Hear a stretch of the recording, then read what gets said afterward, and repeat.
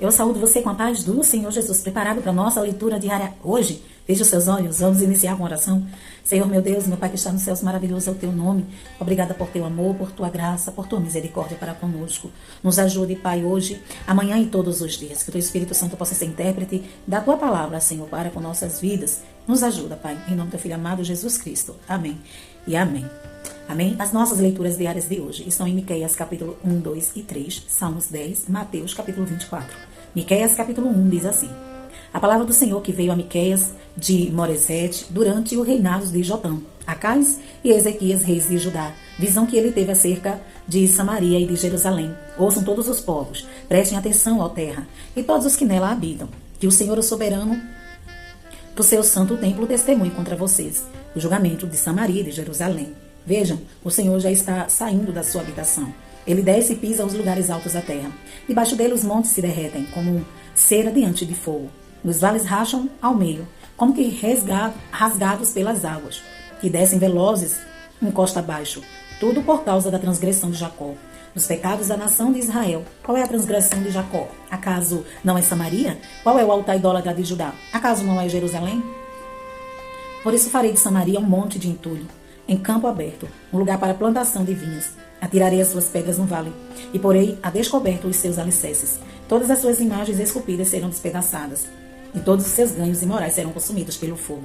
Destruirei todas as suas imagens, visto que o que ela juntou foi como ganho de prostituição, como salário de prostituição, tornará a ser usado. O lamento do profeta. Por causa disso chorei e lamentei, andarei descalço e nu, uivarei como um chacal e gemerei como um filhote de coruja, pois a ferida de Samaria é incurável e chegou a Judá. O flagelo alcançou até mesmo a porta do meu povo, até a própria Jerusalém.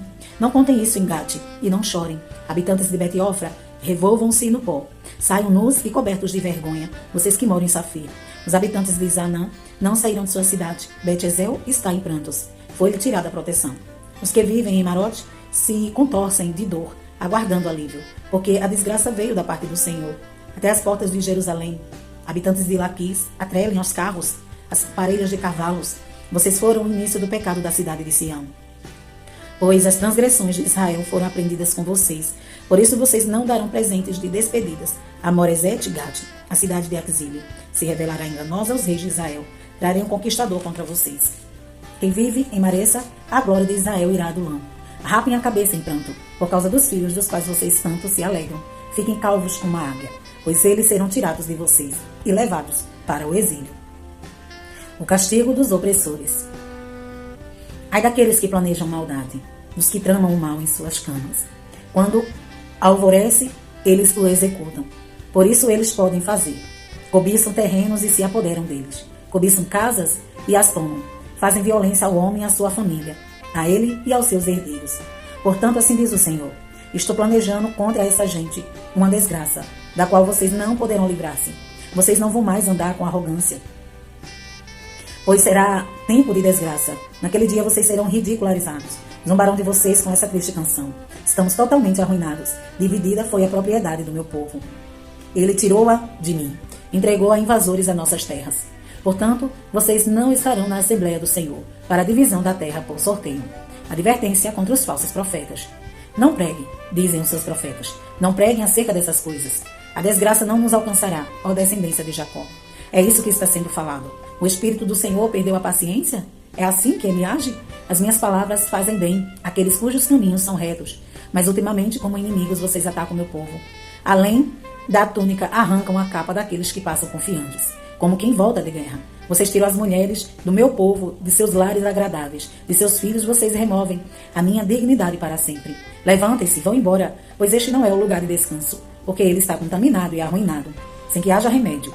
Se um mentiroso e enganador vier e disser: eu preparei para vocês fartura de vinho e de bebida fermentada, ele será o profeta deste povo. Promessas de livramento. Vou de fato ajuntar todos vocês, ó Jacó. Sim, vou reunir os remanescentes de Israel. Eu os ajuntarei como ovelhas no aprisco, como um rebanho numa pastagem. Haverá ruído de grande multidão. Aquele que abre o caminho irá diante deles. Passarão pela porta e sairão. O rei deles, o Senhor, os guiará.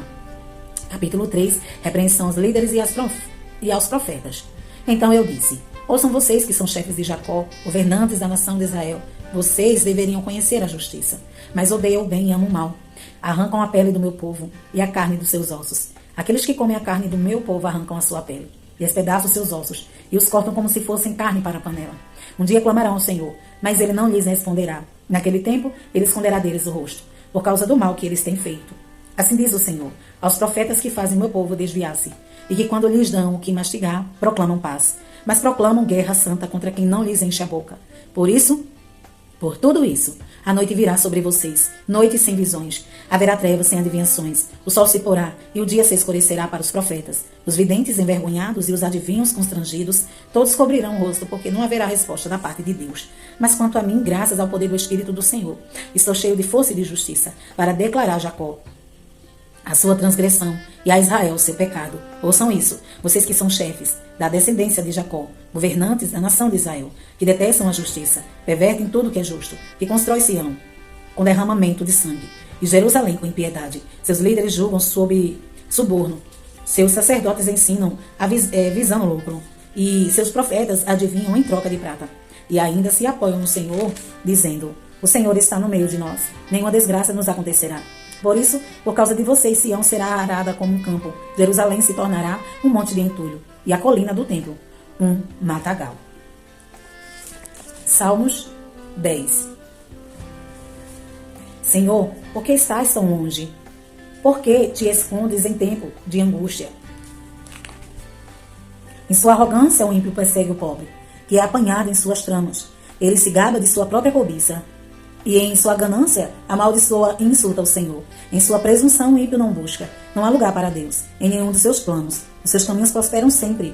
Tão acima de sua compreensão estão as tuas leis, que ele faz pouco caso de todos os seus adversários, pensando consigo mesmo: nada me abalará, desgraça alguma me atingirá, nem a mim, nem aos meus descendentes. Sua boca está cheia de maldições, mentiras e ameaças. Violência e maldade estão em sua língua. Fica à espreita perto dos povoados, e emboscada mata os inocentes, procurando às escondidas suas vítimas.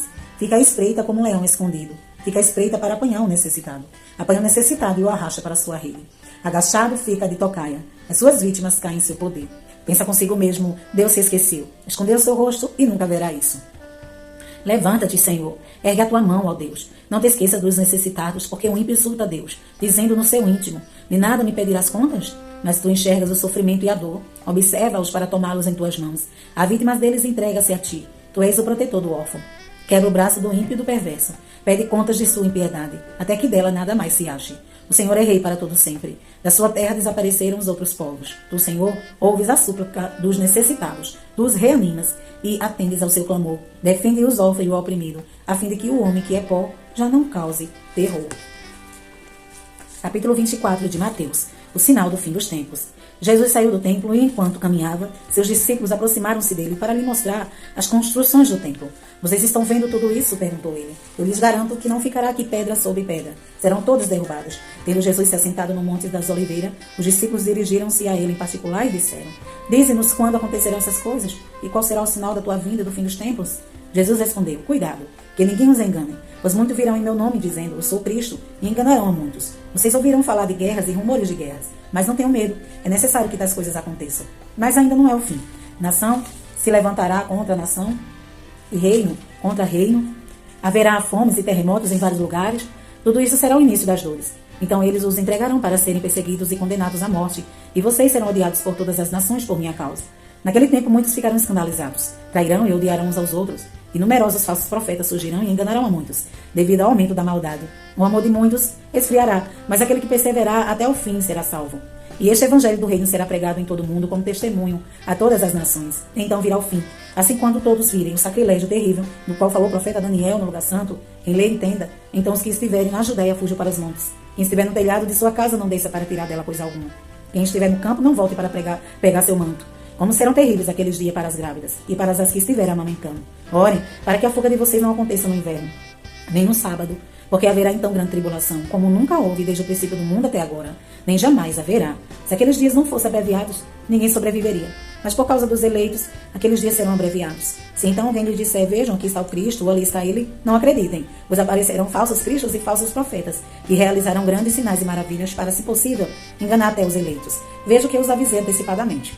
Assim, se alguém lhe disser: ele está lá no deserto, não saiam, ou ali está ele dentro de casa, não acreditem, porque assim como o relâmpago sai do oriente e se mostra ao ocidente, assim será a vinda do Filho do Homem. Onde houver um cadáver, Aí se ajuntarão os abutres. Imediatamente após a tribulação daqueles dias, o sol escurecerá e a lua não dará sua luz. As estrelas cairão do céu e os poderes celestes serão abalados.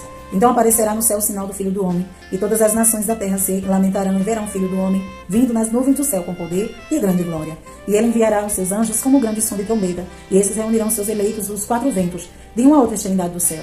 Aprendam a lição da figueira: quando seus ramos se renovam, suas folhas começam a brotar. Vocês sabem que o verão está próximo.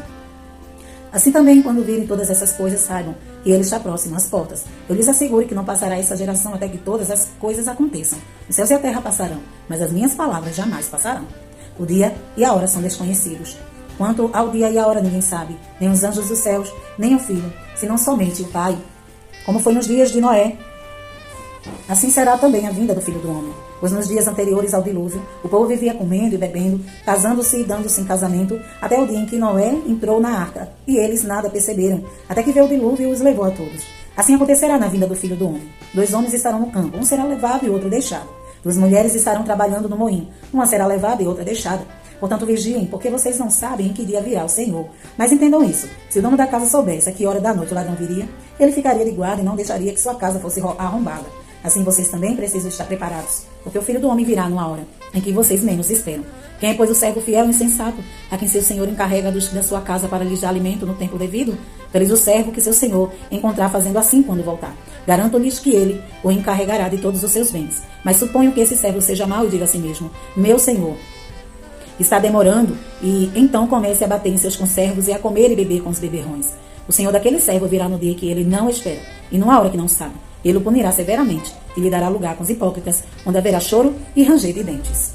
Amém? Estas foram as nossas leituras diárias de hoje. E amanhã estaremos aqui, é claro, se Jesus não vir. Deus em Cristo te abençoe hoje e sempre.